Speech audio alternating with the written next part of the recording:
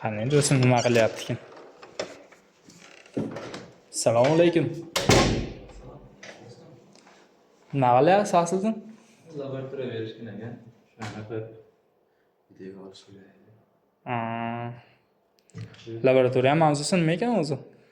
Asinxron generatorining o'sha qisqartirishgan rotorli asinxron generatordir. O'sha M teng FSga bog'liq grafini qurish, ya'ni o'sha momentda vaqtga bog'liq grafini qurish. Buning uchun bizga kerakli bo'lgan nimalar?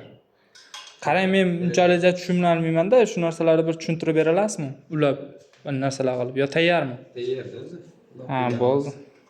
Bo'lmasa bir ko'rsatingchi qanday bo'lar ekan? Elektr tok kerak, tarmoq kerak bo'ladi. ABS mana bu.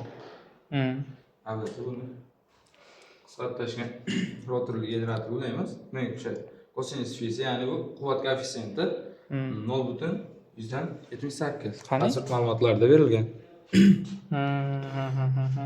Keyin endi bu shu qurilmani o'ylaymiz. Bu qurilmamiz bu generatorda o'sha asinxron generatorda tezligi bilan o'sha momentni o'lchab beradi.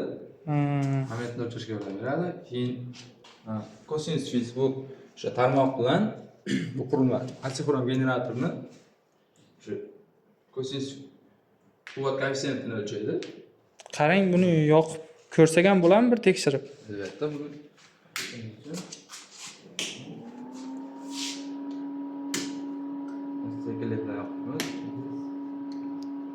Demak, birinma kettirligi bor buni. ishga tushdi. Bu hozir generatorimiz tezligini ko'rsatdi. Generatorimiz tezligi 1492 shu bilan oraliqda o'ynayapti. Endi bunga biz Momentini qo'shganimizda